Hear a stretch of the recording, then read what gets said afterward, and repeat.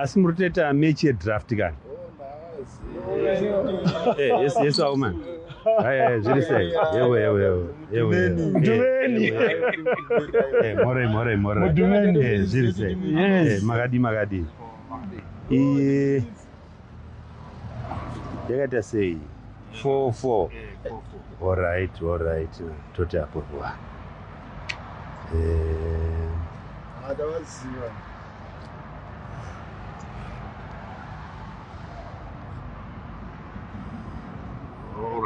All right. Yeah.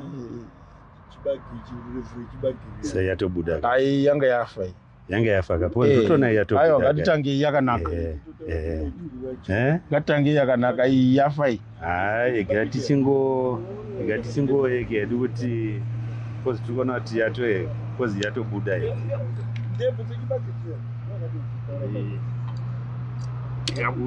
Yabuda kai. Wakomana.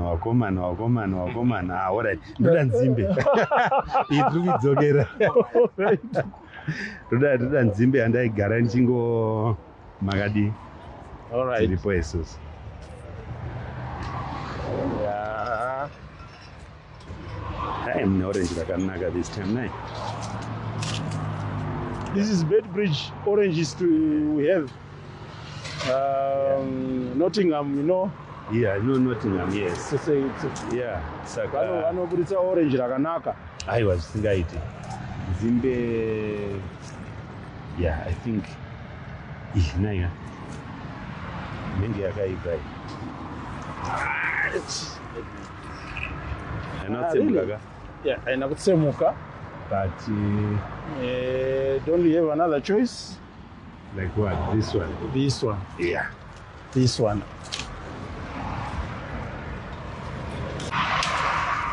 Mudumeni. Yes. We appreciate what you are doing. No, thank you for the support. Yes. Zimi kamotipa kuti tite zvinhu zvacho maona. I started following you when you were talking about Rurevu Rwechibage. Oh, that time. And the benefits in Rurevu Rwechibage. Yeah. Very beneficial. Yeah, 3-3 gogo. Very beneficial.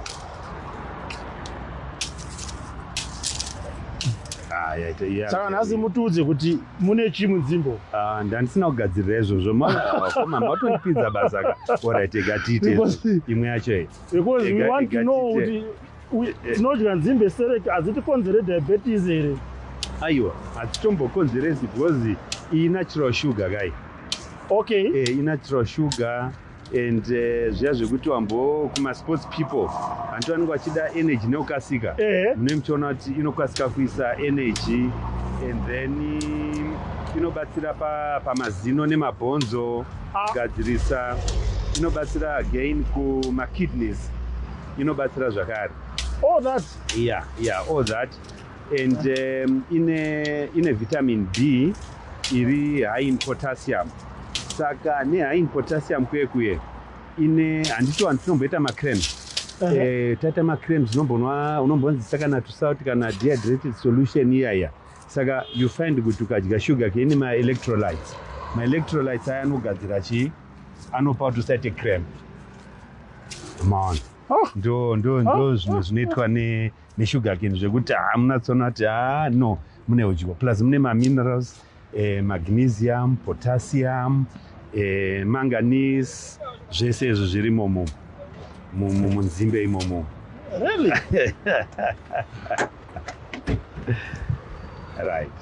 Yeah, arongedzera inyi baba. Okay.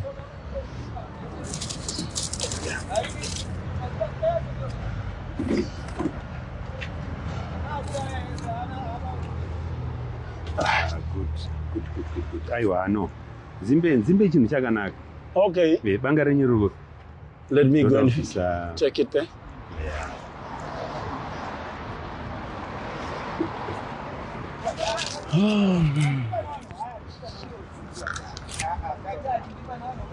It's very sharp, be careful. You know what? I like this. You know the G. This originally it's Chimoyo, but the Wonde Valley people, vakaitora vakuirima kuonde pano. Ehe. Vachingoti chimoyo ka. Vachingoti chimoyo. Hainetse kumenya. I like it. It's very soft. It's very soft, yeah. Even when eating. Yeah. Yeah. It's juicy.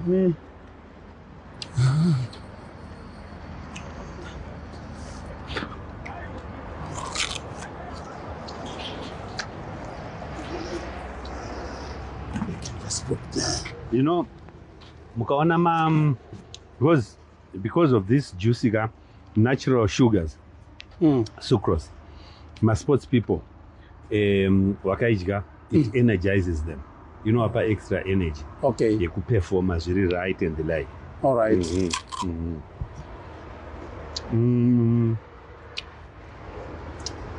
Can be eaten as andrugita. Not gonna shinwa. Juicy yacho na iwe. Mune petrol inonzi ethanol inobuda futumu. Pamwe vanogona kugadzira doro futi. My spirits. All right. Newton's cane spirit. Inonzi cane spirit, yeah. Yeah. Yeah.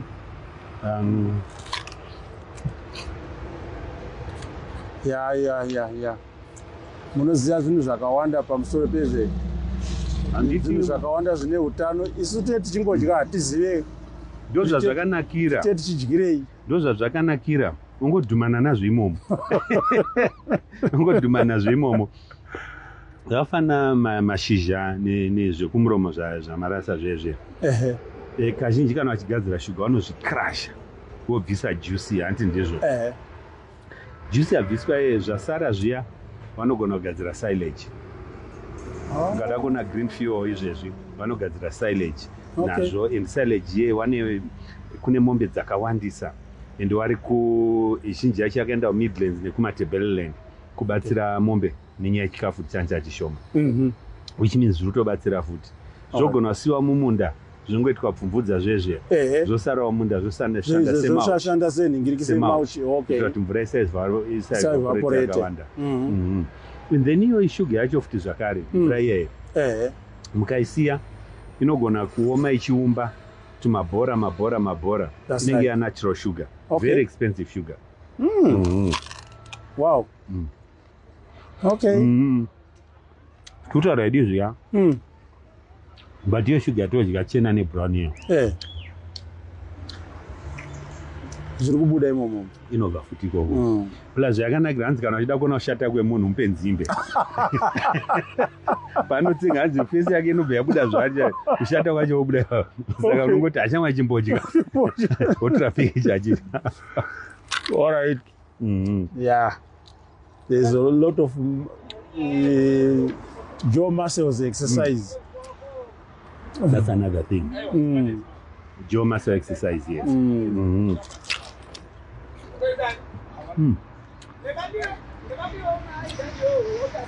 It's so refreshing, huh? Yeah. It is. It is.